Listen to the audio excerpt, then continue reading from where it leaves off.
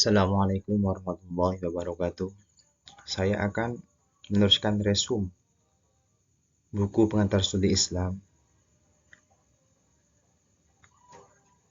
yang bab nomor 3, yaitu pertumbuhan studi Islam di dunia. Sejarah pusat studi Islam, yaitu studi Islam diawali dari zaman awal kelahiran Islam. Seiring dengan perjalanan waktu, pusat pendidikan Islam menempati beberapa tempat strategis selain rumah, yaitu masjid, kutab, madrasah, maktabah, dan al-hikmah. Tokoh-tokoh kitab dalam kurung yaitu Hawanit al-Warroqim, ribat, rumah sakit, dan rumah ulama.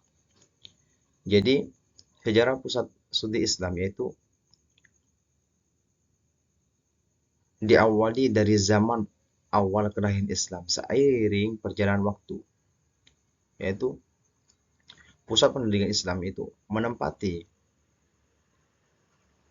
tempat strategis lain, yaitu seperti masjid, khutbah, madrasah, maktabah, dan al-hikmah, toko-toko kitab, dan ribat, rumah sakit, dan rumah-rumah ulama. Terus studi Islam di negara Muslim. Nizamul Muluk telah melopori pusat-pusat studi Islam pada abad ke-5 Hijriah, yaitu dengan dibukanya madrasah perguruan tinggi Al-Azhar dalam kurung 972 Masehi di Mesir, dan perguruan tinggi Kairwan dalam kurung 5859 Masehi di Maroko.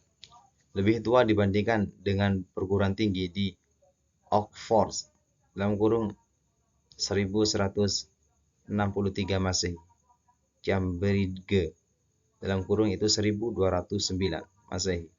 Di Inggris, Sorbonne 1253 Masehi. Di Prancis, Tubing 1477 Masehi.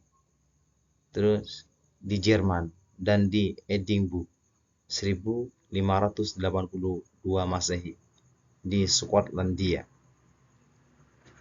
Jadi studi Islam di negara Muslim itu telah mempelopori pusat studi Islam pada abad ke-5 Hijriah. Terus studi Islam di Barat, yaitu studi Islam di Barat telah ada saat dimulainya gerakan mempelajari Islam sejak abad ke-12. Studi keislaman yang dikaji oleh para orientalis di dunia barat yaitu bertolak dari paradigma berpikir bahwa Islam adalah agama yang dapat diteliti dari sudut mana aja dan dengan kebebasan sedemikian rupa.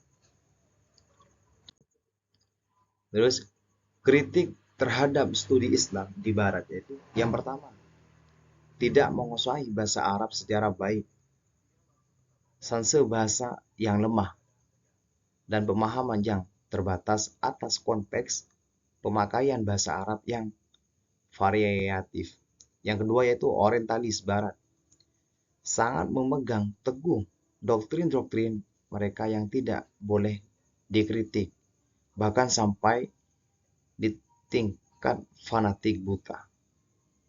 Yang ketiga itu banyak kajian orientalisme yang berkaitan dengan kepentingan negara-negara tertentu yang mendanai kajian itu.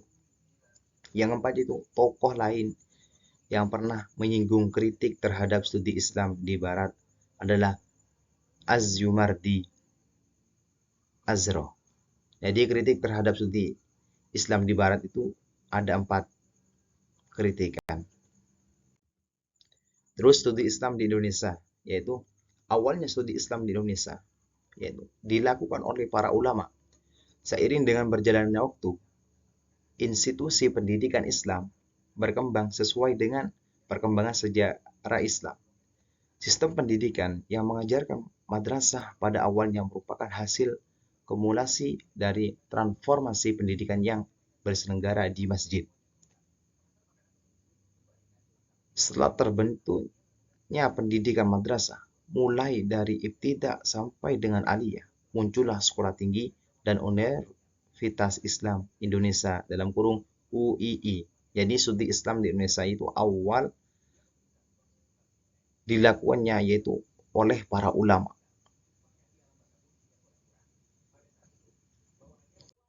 Sekian, terima kasih dari resum bab 3 dari buku Pengantar Studi Islam. Assalamualaikum warahmatullahi wabarakatuh.